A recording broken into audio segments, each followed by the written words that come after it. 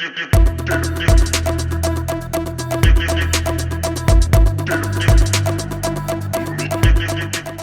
देखिए, ये सबसे बड़ा मिथ है कि चश्मा लग गया तो हटेगा नहीं।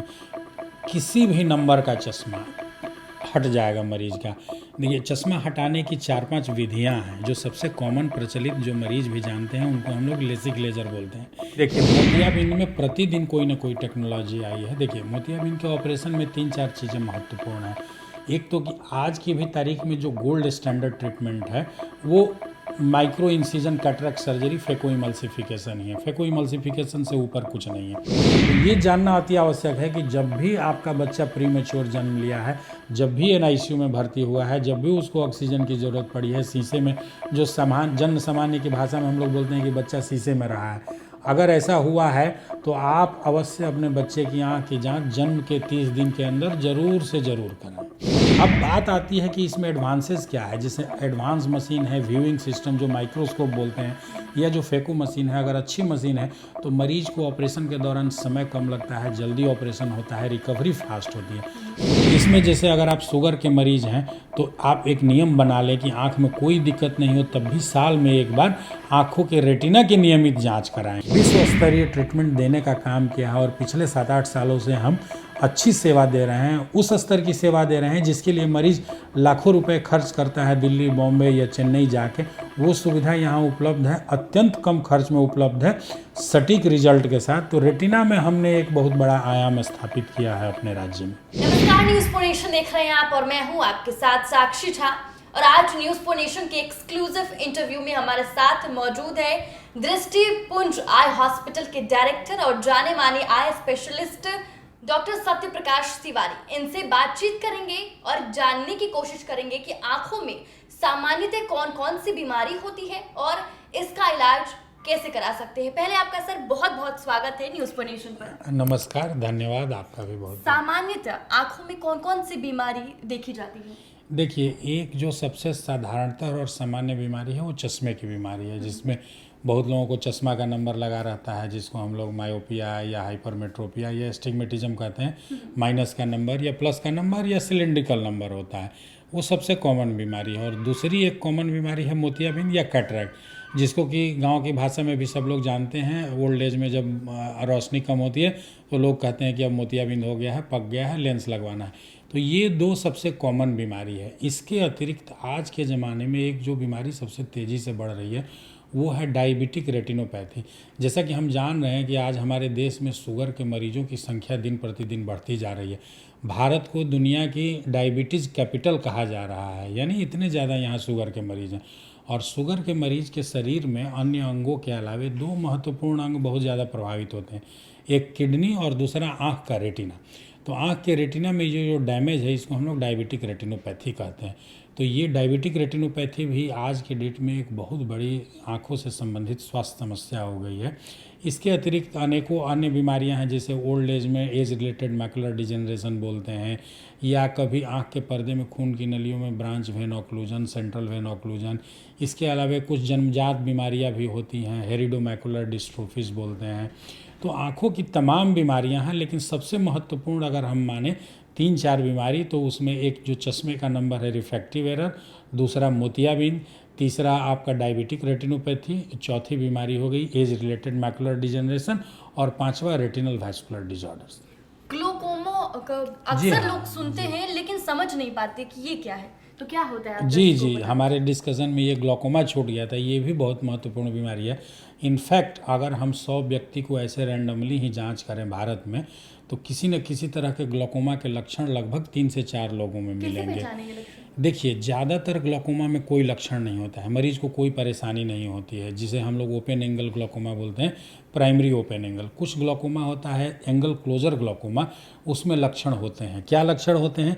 मरीज को अचानक से आंख में लाली आएगी, तेज़ दर्द होगा, धुंधला दिखने लगेगा, सतरंगी रेनबो जैसा, जैसे शाम में विशेष करके अगर आप लाइट बल्ब देख रहे हैं या कोई रोशनी, तो उसके किनारे किनारे सतरंगी गोला दिखने लगता है। ये एंगल क्लोजर ग्लूकोमा का लक्षण है। लेकिन ओपन एंगल ग्लूकोमा का कोई लक्षण नहीं होता है। तो प्रश्न उठता है कि हम उसको कैसे पहचानें। ओपन एंगल ग्लोकोमा के लिए आपको जब भी उम्र 40 साल पार कर गई है तो आप नियमित रूप से साल में कम से कम एक बार अपने आँख के डॉक्टर से ज़रूर मिलें। डॉक्टर जब देखते हैं आपके आँख की जो नस का एग्जामिनेशन करते हैं, जिसको हम लोग ऑप्टिक नर्व कहते हैं, तो उसमें ऐसे लक्षण दिखते हैं जिससे हम लोग ग्लोकोमा की संभावना पाते हैं।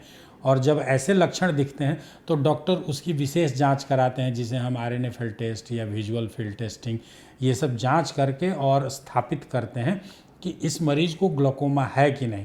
साथ ही एक दो चीज़ ग्लोकोमा में ये ध्यान देने की है कि अगर आपको फैमिली हिस्ट्री है, यानी घर में माता पिता भाई बहन जो फर्स्ट डिग्री ब्लड रिलेशन है, उनको अगर ग्लोकोमा है तो आपको ज़्यादा खतरा है। आपको सतर्क रहने की आवश्यकता है, डॉक्टर से मिलने की ज़रूरत है। अगर आप आँख में कभी चोट लगी है, ग्लोकोमा का खतरा ज़्यादा है।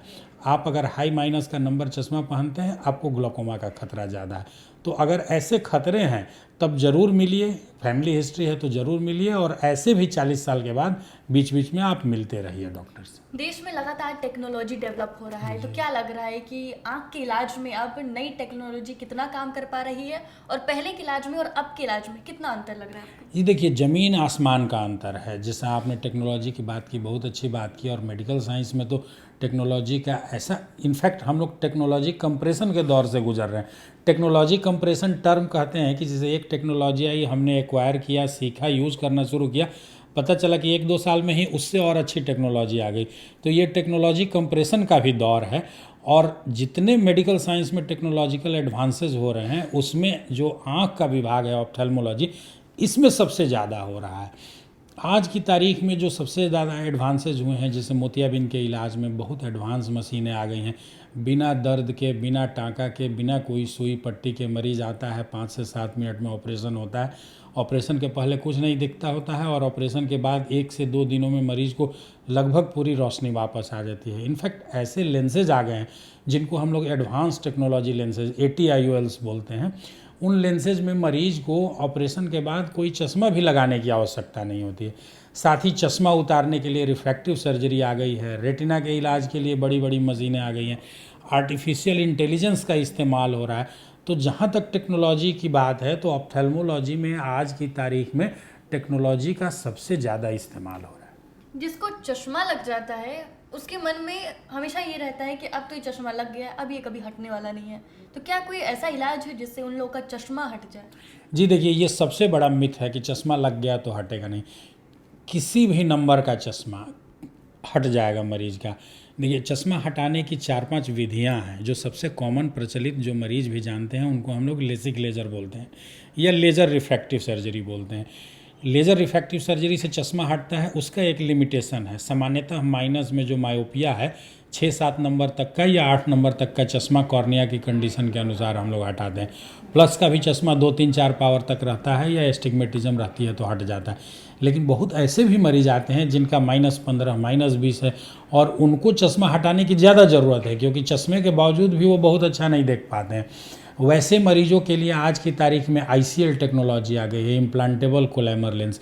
यानी कि उस मरीज़ के आँख के जो नेचुरल लेंस है उसके ऊपर एक नया थिन लेंस स्थापित कर देते हैं, जिससे उसका चश्मा हट जाता है। इसके अलावे भी टेक्नोलॉजी है जिसको हम लोग क्लियर लेंस एक्सचेंज या रिफ्रैक्टिव लेंस एक्सचेंज बोलते हैं। यानी कि कई बार मरीज़ लेसिक के लिए भी सूटेबल नहीं होता है, ICL के लिए भी सूटेबल नहीं होता है। वैसी विशेष परिस्थिति में मरीज को मोतियाबिंद नहीं है, फिर भी उसके क्लियर लेंस को हम लोग निकाल देते हैं और उसकी जगह इंट्राओकुलर लेंस लगाते हैं, तो मरीज का चश्मा हट जाता है। तो हम नटसेल में कहें तो कितना भी पावर है, कोई भी पावर है, कैसी भी परिस्थिति है, किसी न किसी टेक्नोलॉजी से चश्मा जरूर हट जाएगा। बस एक ही चीज़ हम लोग मरीज को सलाह देते हैं, चूँकि 18-20 साल की उम्र तक नंबर बदलता रहता है, और एक बार सर्जरी हुई और नंबर अगर बदलता रहेगा तो फिर चश्मा लग जाता है। तो प्रायः किसी भी रिफ्रैक्टिव सर्जरी यानी चश्मा हटाने वाली सर्जरी को हम लोग सलाह देते हैं कि 18-20 साल के बाद जब नंबर बढ़ना रुक जाए, स्थिर हो जाए, तभी कराना चाहिए, और कोई भी नंबर निश्चित रूप से हट जाएगा।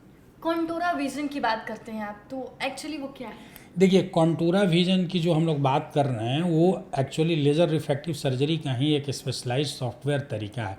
होता क्या है कि मरीज को या तो माइनस का चश्मा होता है या प्लस का चश्मा होता है, लेकिन कॉर्निया में कभी कभी इरेगुलरिटीज़ होती हैं जो कि चश्मा माइनस, प्लस या सिलेंडर लगाने से भी करेक्ट नहीं होता है।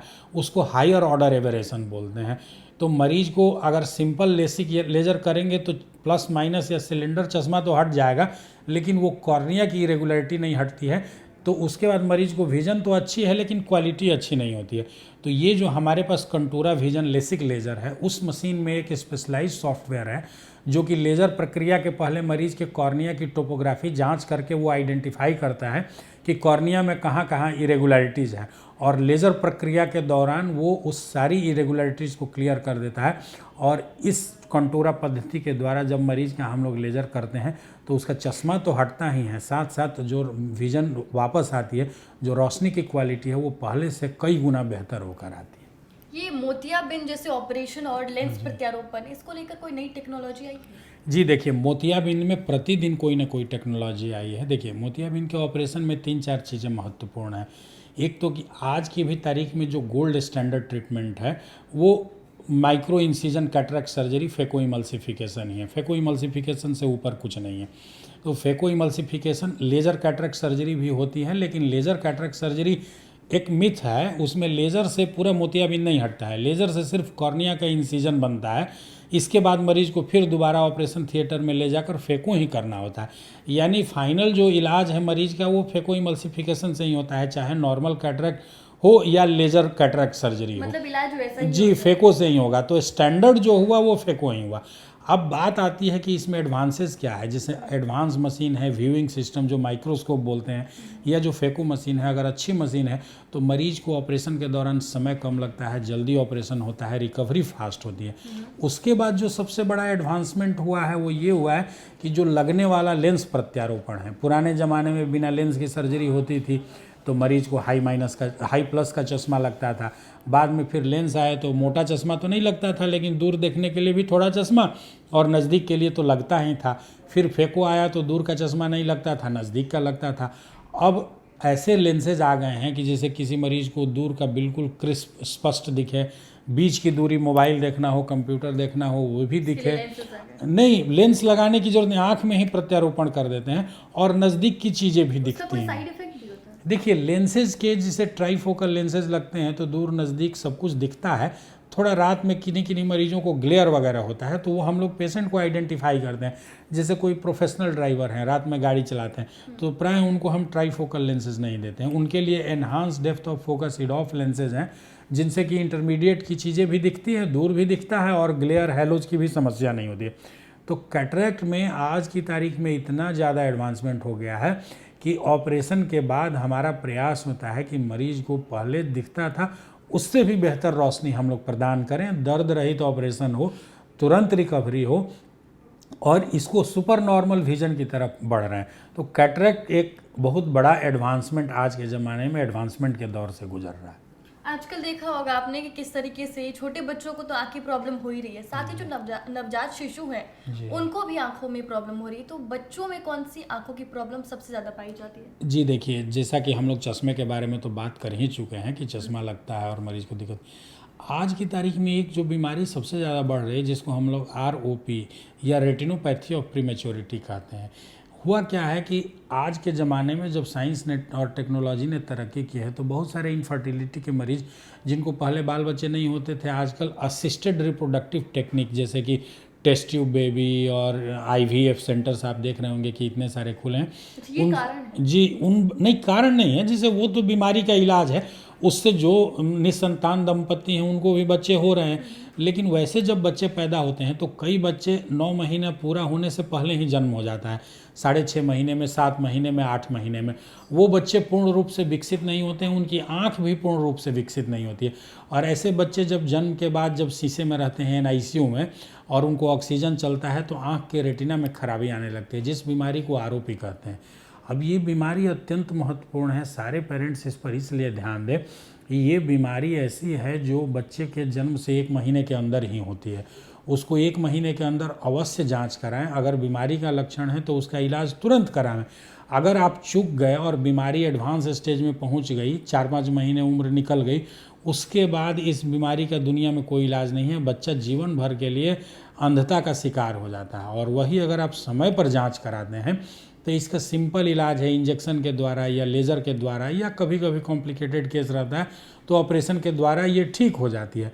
तो ये जानना अति आवश्यक है कि जब भी आपका बच्चा प्रीमेच्योर जन्म लिया है, जब भी एनआईसीयू में भर्ती हुआ है, जब भी उसको ऑक्सीजन की ज़रूरत पड़ी है, शीशे में जो जन सामान्य की भाषा में हम लोग बोलते हैं कि बच्चा शीशे में रहा है, अगर ऐसा हुआ है तो आप अवश्य अपने बच्चे की आँख की जांच जन्म के 30 दिन के अंदर ज़रूर से ज़रूर कराएं।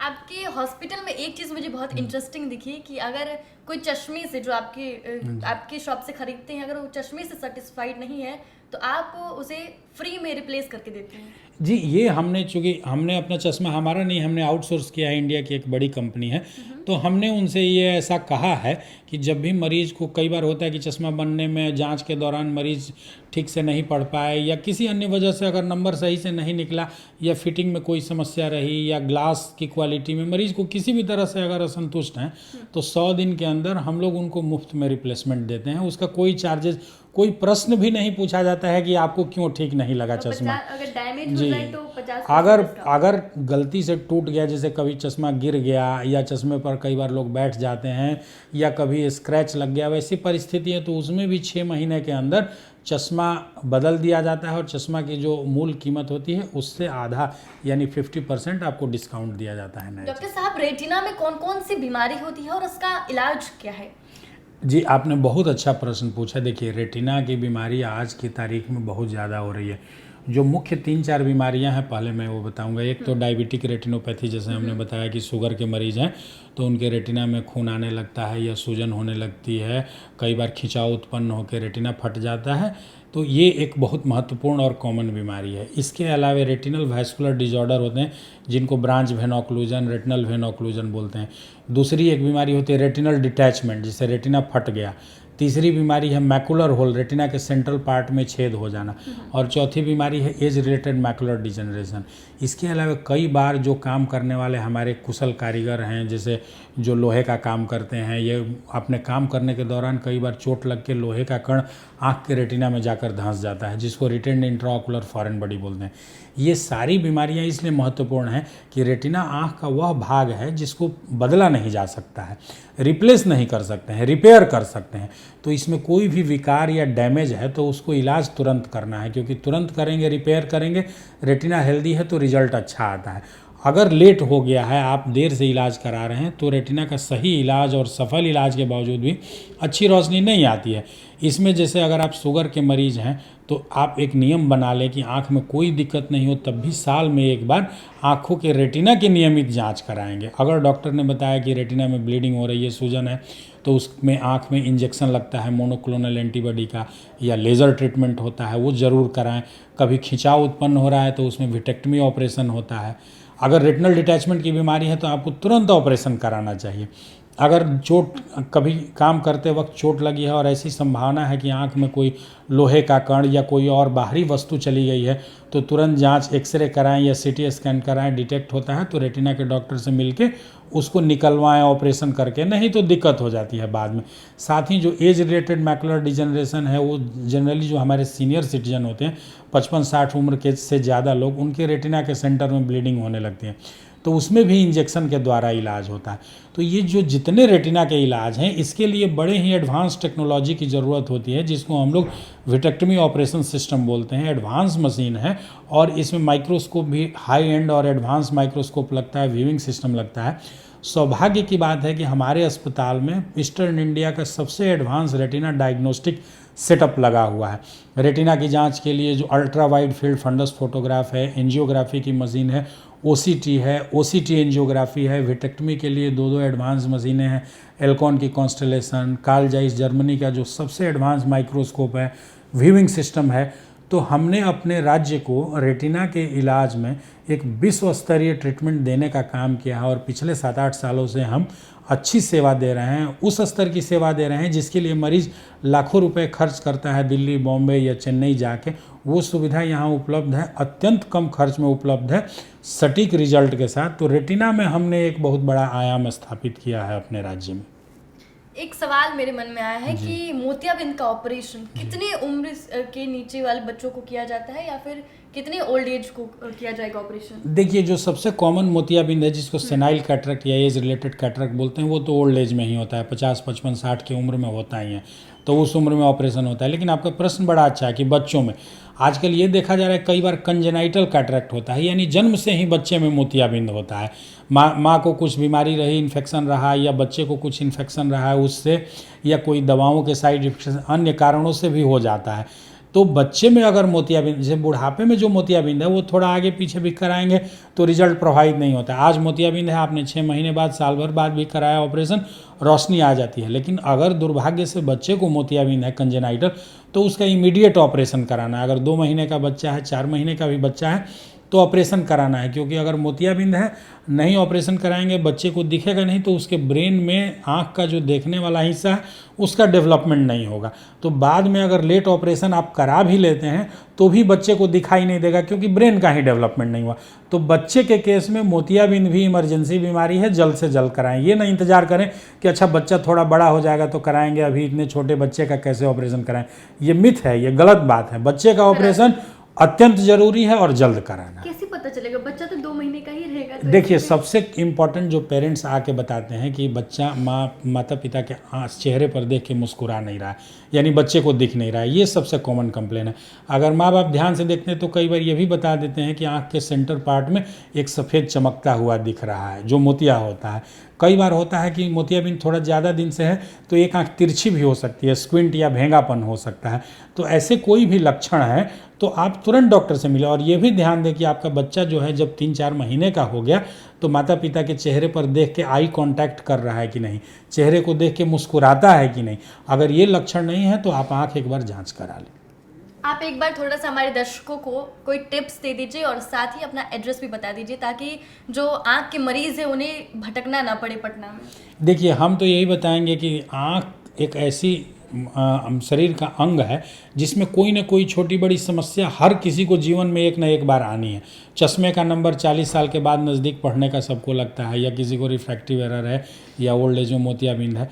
आपके शरीर में अगर कोई बीमारी है, हाई ब्लड प्रेशर है, कोलेस्ट्रॉल है, शुगर है, तो आप ज़रूर एक बार आँख भी चेक कराएं। इसके अलावा घर परिवार में किसी को आँख की सीरियस बीमारी जैसे डायबिटिक रेटिनोपैथी या ग्लोकोमा वगैरह है तो डॉक्टर से सलाह लें। दूसरी बात है, आजकल एक जो हमारे यंगस्टर्स में और जो हमारे वर्किंग क्लास में है उसमें मजबूरी हो गई है स्क्रीन पर लंबे समय काम करना। इससे आंखें बहुत प्रभावित हो रही हैं, ड्राई आई की प्रॉब्लम हो रही है। अगर आप स्क्रीन पर काम करते हैं ठीक है करिए, लेकिन बार बार पलक झपकिए। 20 मिनट आपने अगर काम किया तो 20 सेकंड या 1 मिनट के लिए आँख को बंद करके आँख को रेस्ट दिया करिए।